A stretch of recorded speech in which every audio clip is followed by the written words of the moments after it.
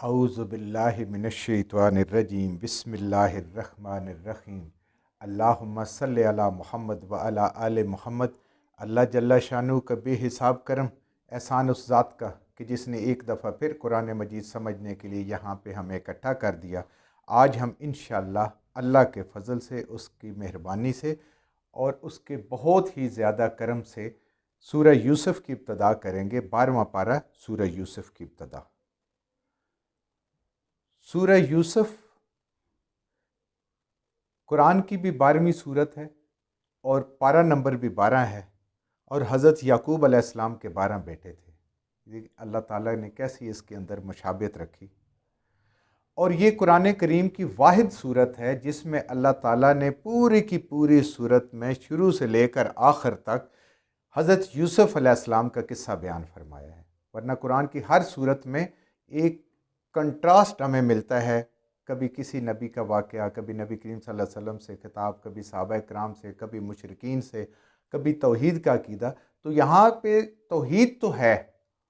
दावत भी है, तबलीग भी है, मगर सारे का सारा वाक़या जो हज़रत यूसुफ़ अलैहिस्सलाम की ज़िंदगी के गिर्द घूमता है, जो अल्लाह ताला ने इसमें सुनाया है। और इसका जो नुज़ूल का साल है वो आमुल हुज़्न यानी 10 नबवी सल्लल्लाहु अलैहि वसल्लम, जिसमें जनाब अबू तालिब और अम्मा खदीजतुल कुबरा रज़ी अल्लाह ताला अन्हा की वफ़ात हुई और आपने ताइफ का सफ़र किया। ये सारे के सारे आप सल्लल्लाहु अलैहि वसल्लम के लिए बड़े तकलीफ़ दे मराहिल थे। अल्लाह ने इसको उस साल में नाज़िल फरमाया और इसके बारे में उलमा फरमाते हैं कि ये ऐसे इसका नुज़ूल हुआ कि मुशरिकीन जब जनाब अबू तालिब की वफ़ात के बाद आपके और ज़्यादा दुश्मनी पे आ गया, देखा कि अब आप तन्हा हो गए हैं, कबीले के सरदार आपकी पुश्त पे नहीं रहे, कबीला नहीं रहा आपका, वो ताकत नहीं है, तो उन्होंने एक हुज्जत के तौर पे यहूदियों के साथ साज़बाज़ की कि कोई हमें ऐसी बात बताएं कि हम इल्मी तौर पर नबी करीम सल्लल्लाहु अलैहि वसल्लम को नऊज़ बिल्लाह नऊज़ बिल्लाह नऊज़ बिल्लाह झूठा साबित कर सकें। उन्होंने एक बड़ी ही गौर व फिक्र और सोच विचार के बाद इस नतीजे पर पहुँचे। कहते हैं हम आपको एक बात बताते हैं जो ना नबी करीम सल्लल्लाहु अलैहि वसल्लम को पता है और ना ही आप लोगों को पता है, मगर हमारी तौरात में उसका जिक्र है। तो यूँ उन्होंने मुशरिकीन को कहा कि आप मुहम्मद रसूलुल्लाह सल्लल्लाहु अलैहि वसल्लम से ये सवाल करें कि आप कहते हैं कि हम इब्राहीम अलैहिस्सलाम की औलाद में से हैं, दीन इब्राहीमी में से हैं, तो इब्राहीम अलैहिस्सलाम, याकूब अलैहिस्सलाम, इसहाक अलैहिस्सलाम, इनका वतन तो शाम था, फ़लस्तीन था, ये उधर रहे, तो ये मिस्र में कैसे पहुँचे कि हज़रत मूसा अलैहिस्सलाम को अल्लाह ताला ने इनको मिस्र से वापस लाने के लिए और मिस्र में फ़िरौन को दावत और तबलीग के लिए नबी बना के भेजा। ये वो सवाल है जो नबी करीम सल्लल्लाहु अलैहि वसल्लम नहीं जानते और वो इसके लिए हमारे उलमा से पूछेंगे और हम अपने उलमा को बता देते हैं, जिससे पूछे वो उनको बताएं भी ना, और हम आपको भी बता देंगे कि फ़लाँ आलिम से रब्ता करके वो पूछने की कोशिश कर रहे हैं, क्योंकि वो तो ये गुमराही फैला रहे थे कि कुरान अल्लाह का कलाम नहीं है, कुरान नबी करीम सल्लल्लाहु अलैहि वसल्लम खुद अपनी तरफ से बनाते हैं या कहीं से सीख के लाते हैं। तो इसलिए उनको पूरा यकीन था कि नबी करीम सल्लल्लाहु अलैहि वसल्लम इस बात का कोई जवाब नहीं दे पाएंगे, वक़्त लेंगे, कहीं से पूछेंगे। तो यूँ मुशरिकीन मक्का और उनके साथ कुछ यहूद भी थे, वो नबी करीम सल्लल्लाहु अलैहि वसल्लम की मुबारक मजलिस महफ़िल में तशरीफ़ लाए और कहा कि ए अल्लाह के नबी, आप अगर कहते हैं अल्लाह के नबी हैं, आपके ऊपर वही आती है, कुरान आता है, अल्लाह आपकी रहनुमाई फरमाते हैं, तो आप हमें बता दें कि बनी इसराइल जो इब्राहीम अलैहिस्सलाम, इसहाक अलैहिस्सलाम, याकूब अलैहिस्सलाम, ये सारे के सारे फ़लस्तीन में रहते थे, शाम में रहते थे, यहाँ से ये मिस्र कैसे पहुँचे जहाँ उस ज़माने में ये 1 महीने की मसाफत पे दूर था। तो क्या हुआ, कैसे हुआ, ये कैसे वहाँ पे पहुँचे? और फिर हज़रत मूसा अलैहिस्सलाम उनको वापस लेके आए अपने असल वतन के पास।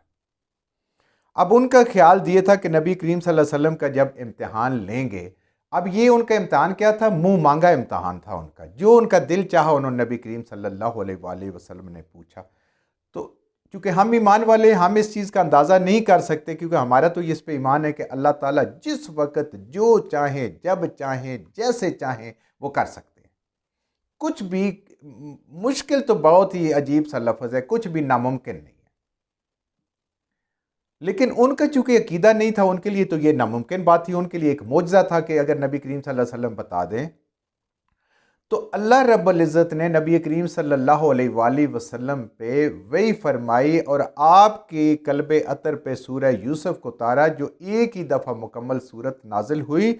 اور آپ نے ان کے سامنے بغیر وقفہ کیے، بغیر ان کو وقت دیے، اللہ کے فضل سے، اللہ کے حکم سے پوری کی پوری سورہ یوسف ان کو پڑھ کے سنائی، جس میں اتنی تفصیل سے یہ قصہ بیان فرما دیا گیا کہ جتنا شاید تورات میں بھی نہ ہو، یا اگر ہو بھی تو انہوں نے اس کو تعریف کر دیا۔ تو یوں یہ صورت جو ہے ان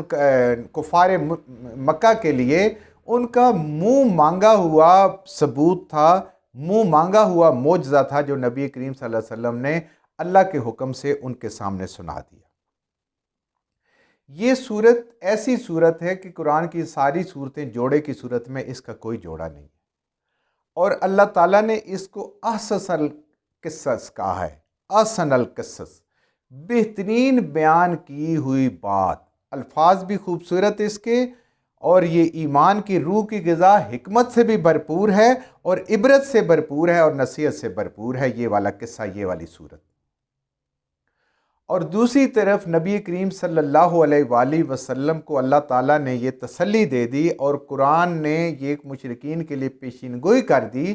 کہ یہ صورت بالکل عین ہی تمہارے اوپر ایسے منطبق ہوگی، چپکے گی، جیسے یوسف علیہ السلام کے برادران نے ان کو وطن سے جلا وطن کیا، انہوں نے قید کی زندگی گزاری، غلامی کی زندگی گزاری، ایسے ہی تم میرے حبیب صلی اللہ علیہ وسلم کو جلا وطن کرو گے اور وہ جلا وطنی کی زندگی گزاریں گے۔ اللہ نے ان کو وہاں سے عروج دے کے بادشاہ بنایا۔ اللہ تعالیٰ میں اپنے حبیب صلی اللہ علیہ وآلہ وسلم کو بھی یہی عروج عطا فرمائیں گے، اور جیسے ان کے بھائی ان کے سامنے جھکے ہوئے تھے اور شرمندہ تھے، ایسے ہی تم بھی نبی کریم صلی اللہ علیہ وسلم کے سامنے جھکو گے اور شرمندہ ہوگے، اور جیسے یوسف علیہ السلام نے اپنے بھائیوں کو معاف کر دیا، ایسے میرا حبیب بھی آپ کو معاف کر دے گا۔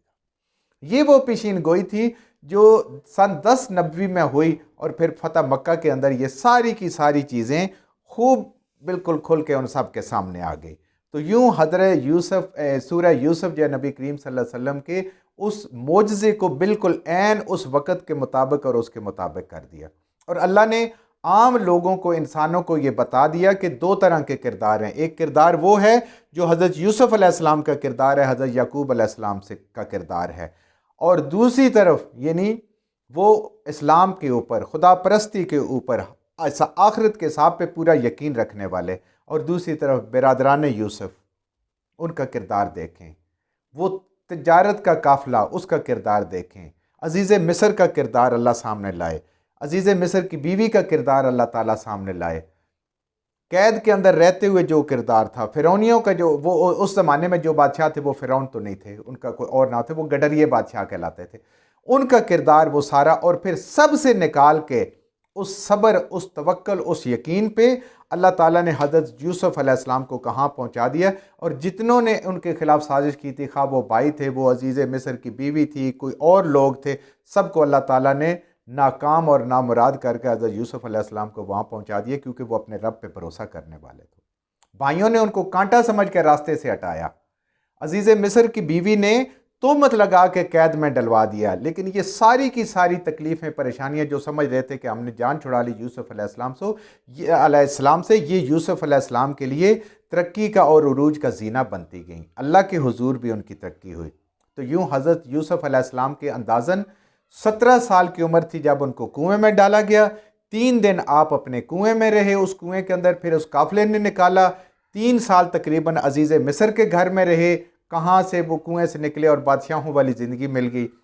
8 سال کے قریب آپ قید رہے اس جیل خانے کے اندر، اور اس کے بعد پھر آپ نے حکومت کی، 80 سال آپ نے مصر پہ بلا شرکت غیر حکومت کی، اور تقریباً 110 سال کی عمر میں یا اس سے کچھ اوپر عمر میں اللہ تعالیٰ نے آپ کو واپس بلا لیا، آپ اللہ تعالیٰ کی طرف چلے گئے۔ تو یہ انسان کو پتہ چلتا ہے کہ دنیا میں اگر جینا ہے، اللہ کو راضی کرنا ہے، تو پھر ایمان کا راستہ، توکل کا راستہ، صبر کا راستہ، تقوی کا راستہ، سیر چشمی کا راستہ، یہ پیشین گوئی ہوتی ہے آنے والے وقت میں انسان کی بلندی کی اور آخرت میں بھی اس کی سربلندی کی۔ اور اگر انسان ان راستوں میں گم ہو جائے، ان دشواریوں سے گھبرا جائے، دل لبھانے والی دلچسپیوں میں انسان گم ہو جائے یا حسین مناظر میں کھو جائے، تو وہ دنیا کا ہو کے رہ جاتا ہے، آخرت میں اس کا کوئی حصہ نہیں ہوتا۔ تو بسم اللہ کر کے شروع کرتے ہیں۔ الف لام را تلک آیات الکتاب المبین، حروف مقطعات جن کے معنی اللہ جانتا ہے، اللہ کے نبی صلی اللہ علیہ وسلم جانتے ہیں۔ تلکا، یہ بڑی شان والی کتاب ہے، آیاتن، اس کی آیات، اس کے احکامات، اس کے اندر جو اللہ تعالیٰ کے فرامین ہیں، الکتاب، کتاب کے اندر، المبین، واضح ہے۔ اس کتاب کی صفت کیا ہے؟ یہ المبین ہے۔ جو اس کتاب کو پڑھنا چاہے، سمجھنا چاہے، وہ اس کو آسانی سے سمجھ سکتا ہے، سمجھ آنے والی چیز ہے، کیونکہ اس نے ہر چیز کھول کھول کے بیان کر دی، واضح چیزیں موجود ہیں، اس کے اندر کوئی ابہام نہیں ہے۔ یہ مبین ہے، یعنی خود بھی روشن ہے اور روشنی عطا بھی کرتی ہے، جیسے سورج خود بھی روشن ہے اور اس کی وجہ سے پوری دنیا روشن ہوتی ہے، چھوٹے چھوٹے ذرے سے لے کر بڑی سے بڑی چیزیں تک نظر آتی ہیں۔ تو یہ بھی دل کی دنیا کو روشن کرنے والی کتاب ہے۔ یوسف علیہ السلام کا قصہ اس کتاب میں بیان کیا ہے جو کتاب المبین ہے، یہ کتاب کی صفت ہے۔ یہ 1 سے 3 تک آیات جو پہلی ہیں، اس میں اللہ تعالیٰ نے قرآن کریم کی صفت بیان فرمائی ہے۔ اِنَّا أَنزَلْنَاهُ قُرْآنًا، بے شک ہم نے ہی نازل کیا، میرے اللہ نے نازل کیا ہے، قرآنًا، قرآن کو۔ قرآن کا لفظی معنی ہے، جو اس کا نام ہے، کہ بکثرت پڑھی جانے والی اور آسانی سے سمجھ آنے والی۔ کوئی نہیں کہہ سکتا مجھے نہیں سمجھ آتی، جو کہتا ہے وہ کسی شیطان کی پیروی کرتا ہے، وہ کوئی اللہ تعالیٰ کا وہ ایمان والا بندہ نہیں جو کہتا ہے قرآن کی سمجھ نہیں آ سکتی پڑھنے سے۔ ہاں، نیت خالص ہونی چاہیے کہ اس سے صرف اور صرف ہدایت لینی ہے اور کوئی مقصود نہ ہو، کسی کو بچانا، نہ کسی کو اونچا دکھانا، نہ کسی کو نیچا دکھانا۔ تو یہ قرآن آسانی سے سمجھ والی ہے، عربین، اللہ نے اس کو اس زبان میں نازل کیا کہ جس کی فصاحت اور بلاغت کی کوئی انتہا نہیں، بہت فصیح اور بلیغ زبان۔ لعلکم تعقلون، جو مقصد ہے اس قرآن کا، یہ اس لیے ہے کہ جو کوئی اس قرآن کو پڑھے گا، اس کو سمجھے گا، اس کو عقل آ جائے گی، وہ عقل والا بن جائے گا۔ اور عقل والا کون ہوتا ہے؟ جس کی نظر حال پہ نہیں ہوتی، مستقبل پہ ہوتی ہے۔ حال ہمارا یہ دنیا ہے اور مستقبل ہمارا آخرت ہے۔ تو انسان کو عقل وہ ہوتی ہے جو ہمیشہ مستقبل پہ، صرف اپنے لیے نہیں سوچتا، وہ کہتے ہیں میں اپنی اولاد کے لیے بھی سوچوں، آنے والی نسلوں کے لیے بھی سوچوں۔ ملکوں کی حکومتیں بھی ایسے ہی سوچتی ہیں، اگلے کئی سالوں کے منصوبے بناتی ہیں، یہ ان کی عقل مندی ہوتی ہے، یہ ان کی ترقی کا راز ہوتا ہے۔ تو اللہ کہتے ہیں کہ یہ اس پہ غور و فکر کرنے سے انسان مستقبل کی کامیابیوں کو اس پہ نظر ہوتی ہے اور وہ اپنے کام کو بہترین طریقے سے انجام دیتا ہے۔ یہ کتاب اس لیے آئی ہے انسانوں کی طرف کہ وہ اس کو سمجھیں اور اس سے عقل حاصل کریں اور پتہ چلے کہ مستقبل میں ان کے ساتھ کیا ہونے والا ہے۔ نحن نقص علیک، ہم ہی ہیں، اللہ ہی ہے جو بیان کرتا ہے، علیک، اے میرے حبیب صلی اللہ علیہ وسلم، آپ پر، احسن القصصی، بہترین قصہ، اچھے الفاظ، عبرت کا، نصیحت کا، ایمان کی غذا کا، بہترین سبق آموز قصہ بہترین طریقے سے ہم بیان کرتے ہیں، بما اوحینا، اس چیز کے ساتھ کہ ہم نے وحی کیا ہے، الیکا، آپ کی طرف، حاذا القرآن، یہ قرآن جو ہمارے ہاتھ میں الحمدللہ ہم سب کے ہاتھ میں ہے، اس جیسے اللہ نے اس کو وحی کے ذریعے سے نازل کیا، اسی قرآن کے اندر اللہ فرما رہے ہیں کہ ہم نے اس صورت کو بھی نازل کیا، اس قصے کو بھی نازل کیا جو بہترین ہے۔ وَإِن كُنْتَ مِن قَبْلِهِ لَمِنَ الْغَافِلِينَ، اور بے شک اس قرآن کی وحی سے پہلے، اس قصے کو قرآن کے بیان کرنے سے پہلے، اللہ کے بیان کرنے سے پہلے، اے نبی کریم صلی اللہ علیہ وسلم، آپ اس سے لا علم تھے، آپ نہیں جانتے تھے۔ اب یہ اصل میں جواب کفار کو ہے کہ آپ بھی جانتے تھے کہ میرا نبی نہیں جانتا، اس کے باوجود انہوں نے تمہیں جواب دے دیا اور ایسا مکمل اور جامع جواب دیا کہ جس سے تمہاری تسلی ہو جانی چاہیے، معجزہ تمہارے سامنے پیش ہو گیا اور وہ بات بتا دی جس پہ کوئی انگلی نہیں اٹھا سکتا۔ یہود و نصارہ بھی جنہیں اس قصے کا پتہ تھا، جتنی تفصیل سے اور جتنے بہترین طریقے سے اللہ پاک نے اب حبیب صلی اللہ علیہ وسلم کو اس قصے کو بتا دیا اور سنا دیا،